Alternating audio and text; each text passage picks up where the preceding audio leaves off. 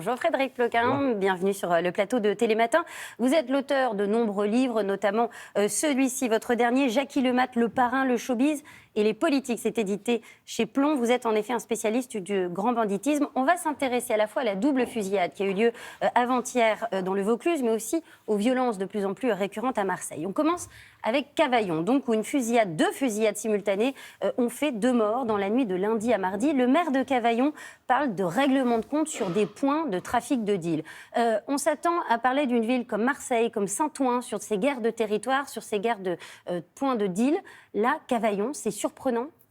Non, parce que le marché de la drogue, si vous voulez, a complètement explosé ces dernières années. Là où autrefois, effectivement, il était concentré sur les grosses villes et pour les habitants du Vaucluse qui voulaient se procurer 1 gramme de cocaïne ou une barrette de shit, il fallait se déplacer jusqu'à Marseille. Aujourd'hui, ce commerce s'est déplacé et c'est devenu c'est du commerce de proximité. Ouais. Disons que les dealers se sont rapprochés du consommateur. Et donc, effectivement, la nouvelle tendance, c'est que désormais, on a des points de deal avec tout ce que ça implique, notamment le marqueur du point de deal principal qui est le règlement de compte. On a des points de deal dans quasiment la moindre sous-préfecture en France. C'est ça la nouveauté. Donc toutes les petites villes vont être ou sont déjà gangrénées par ce trafic? Disons que, en fait les producteurs, les trafiquants, notamment les producteurs de cocaïne, ces dernières années, ont démultiplié leur production et du coup se sont donné les moyens, en termes en tout cas d'approvisionnement en produits, d'envahir effectivement l'intégralité, d'aller desservir l'intégralité des petites villes en France. Et donc au final, on se retrouve avec des endroits où on ne s'y attendait pas, mais on a désormais effectivement des balles comme ça qui fusent et on n'est pas dans les quartiers nord, on n'est plus dans les quartiers nord. C'est ce que j'allais dire, le point névralgique, c'est Marseille. Je voudrais qu'on regarde un chiffre. Ce chiffre, c'est le nombre de morts dans des fusillades à Marseille. Depuis le début de l'année, on est déjà à 17 morts. On nous annonce une année record justement sur ce nombre de victimes. Comment on l'explique? Il y a des tensions particulières en ce moment? Si vous voulez, le trafic de drogue, c'est un peu comme les tremblements de terre. Dès lors que vous avez la terre qui tremble, donc un mort, vous pouvez être absolument certain ou certaine que derrière, il y aura une réplique. C'est comme ça, c'est naturel. Et à Marseille, ce sont un peu des pionniers dans le genre. Ça fait quand même, je le rappelle, une 50aine d'années de l'époque de Jackie Lemat. Dans ce livre, je raconte vraiment déjà des guerres qui faisaient 20 ou 30 morts, il faut se le rappeler. Il ne faut pas non plus effacer l'histoire. À Marseille, on a, bon an, mal an, entre 15 et 30 morts par an depuis une 50aine d'années. Donc ça, ce n'est pas vraiment nouveau. Mais là, qu'est-ce qu'il fait que tout d'un coup, ces jeunes aussi se dessoudent à ce point-là, se charclent, comme ils disent entre eux? C'est peut-être qu'à l'époque, justement, de Jackie Lemat, il y avait des patrons, il y avait des chefs. Aujourd'hui, les chefs qui tenaient Jackie Lemat, c'est moins pyramidal aujourd'hui. Non, mais il est mort à 89 ans. Aujourd'hui, on meurt à 25 ans. Donc déjà, il y a une différence, il y a une adaptation. Et effectivement, on a l'impression que ces guerres, en plus, elles se livrent non plus à l'arme de poing, mais à la Kalachnikov. Ouais. Et donc, la Kalachnikov, ça arrose. Bon, voilà, il y a un côté... c'est vrai qu'il y a une ultra-violence comme ça. C'est beaucoup plus violent qu'avant, justement. Disons que la présence de l'arme de guerre à la place des armes de poing donne effectivement un colore d'une manière un petit peu différente ces ventes d'État. Mais quand je disais, c'est comme les tremblements de terre, ça veut dire que dès lors que c'est la vente d'État en fait. Dès lors que vous avez un mort, là à Cavaillon, petite ville du Vaucluse, marché local assez important, vous aviez eu déjà 2 morts 2 ans plus tôt. Oui. En fait, la nouveauté aujourd'hui, dès lors qu'il n'y a plus de patrons, c'est qu'on a des jeunes qui ne se contentent pas, comme c'était le cas autrefois, de tenir leur petit terrain, leur petit point de deal, de tenir proprement, parce que c'est quand même, a priori, pour les nécessités du commerce, il vaut mieux que ce soit propre et qu'il n'y ait pas de vagues. Il vaut mieux s'entendre avec les habitants. Moi je suis souvent allé sur ces terrains m'entretenir avec ces individus. Et ils racontent qu'ils ont plutôt tendance à aider les vieilles dames de la cité, etc. C'était ça. Oui. Et maintenant... Là, il y a un ras-le-bol. On voit qu'il y a un vrai ras-le-bol à Marseille. Il y a les mères de famille qui défilent en disant « on ne veut plus ça ».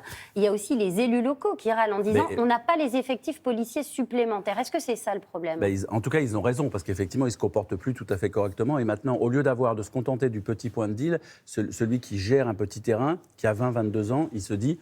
Moi, je vais aller conquérir celui d'à côté, puis celui d'à côté, et puis je vais être le droit de la ville. C'est la folie des grandeurs. Très vite. Voilà, ils veulent espèce de...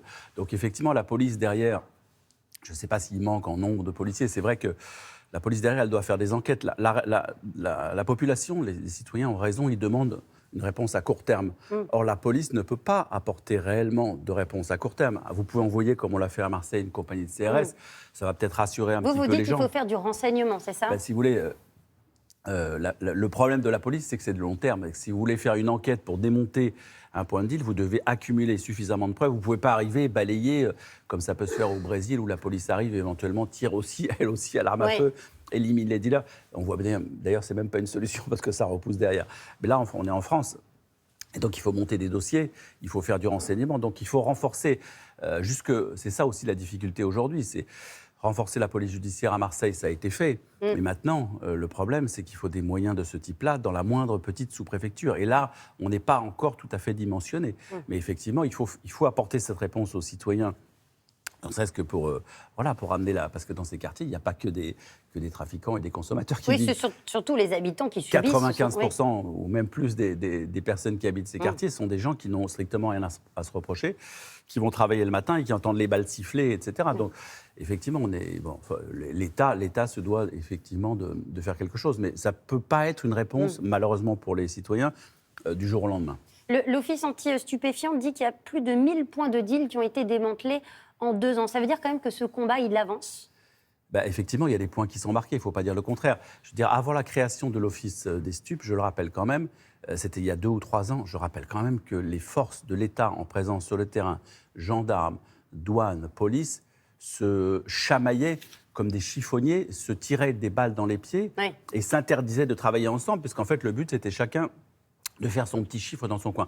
Je rappelle quand même que donc, l'État a tapé du poing sur la table, qu'on a demandé aux policiers, aux gendarmes, aux douaniers d'arrêter, en gros, c'était contre-productif de s'entre-neutraliser, et que là, avec la création de cet office, ils ont décidé de travailler comme un seul homme. J'ai envie de dire, il était temps. Et effectivement, il y a des points qui sont marqués, il y a des têtes, parce que les barons, faut pas se le cacher, les barons de ce trafic de stupéfiants, ils ne sont pas en France. Ils ne sont pas atteignables en France. Ils sont à l'étranger, ils sont au Maghreb, ils en sont à Corse Dubaï. aussi.